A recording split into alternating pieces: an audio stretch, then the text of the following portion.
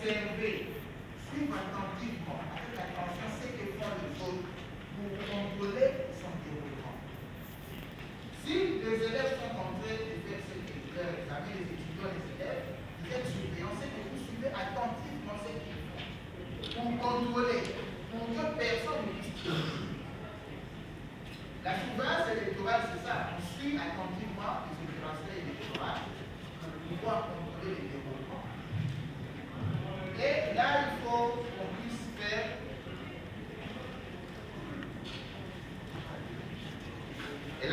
il faut qu'on puisse faire une petite différence. On parle d'observation électorale, on parle de surveillance électorale. Ce sont des mots un peu similaires, mais avec des particularités. L'observateur électoral, il y a un statut officiel de l'observateur dans notre loi électorale. Ce sont les gens de la société civile. Ils adoptent une approche passive. Cela veut dire qu'ils sont dans la salle, ils ne bougent pas, ils ne font que regarder. Et non partisan. Un observateur électoral ne roule pour personne, ne roule que pour le peuple congolais. Point barre. Il ne fait la promotion de personne. C'est ce que nous sommes, nous, au niveau de la Ligue des électeurs, des observateurs. Mais la surveillance électorale est un peu globalisante. Parce que la surveillance électorale, même les observateurs surveillent. Mais on veut dissocier pour faire une particularité, parce que, d'un côté, les témoins de partis politiques aussi surveillent. Ce sont aussi des observateurs. Mais on ne les classe pas comme observateurs parce qu'ils sont partisans. Et puis, il faut une surveillance active. Un témoin peut faire mentionner les observations dans le PV. L'observateur ne peut pas le faire.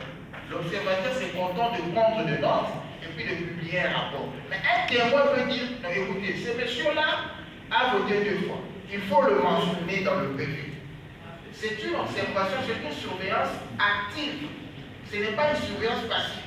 L'observateur, qu'il voit la fraude, qu'il voit tout ce qui s'est fait, il ne dit rien. Il note simplement, il fait rapport à sa direction, et puis on publie un rapport. Mais le témoin a aussi droit d'avoir un PV et de rentrer. L'observateur n'a pas le droit d'avoir le PV, simplement. Et puis, la surveillance englobe aussi un autre aspect qui est important. Pour être témoin ou pour être observateur, vous devez être accrédité par la CENI. Mais lorsque vous faites le monitoring, vous n'êtes pas accrédité. Le monitoring, c'est tout le monde qui peut le faire. C'est une surveillance efficace parce que ça se fait dans la rue, ça se fait un peu partout. L'observation et les témoins ne peuvent agir que dans les centres là où se font les opérations électorales. C'était juste de mettre une nuance.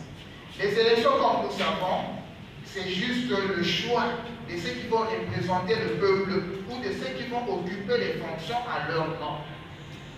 Mais une élection démocratique doit obéir à certains principes. Toutes les élections ne sont pas démocratiques.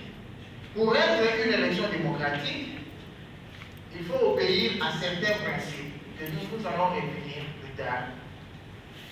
La fraude, elle consiste en une violation des règles. Il y a des règles établies pour organiser les élections. Vous allez voir que nous avons une loi électorale. Nous avons une loi sur l'identification et enrôlement de la population. Nous avons une loi sur la répartition des sièges. Nous avons plusieurs lois. Maintenant, ces lois ont mis en place quelques dispositions. La fraude consiste simplement à contourner ces dispositions pour influencer un résultat. C'est ce que nous allons voir. En un mot, si nous observons ces images, nous voyons que tout le monde a voté A, mais on a proclamé qui? B. Donc, en quelque sorte, ça se passe comme par un tour de passe-passe. Hein? C'est comme la fraude électorale, c'est comme un tour de passe-passe. Seulement que ce tour de passe-passe ne relève pas de la magie, mais c'est de l'ingéniosité humaine. Il y a un cerveau qui a réfléchi, qui a pensé pour que le vote A se transforme en élection de B. Et c'est ce que nous allons voir. Il est important d'étudier pour comprendre comment ça se passe. L'importance de la surveillance, c'est pour construire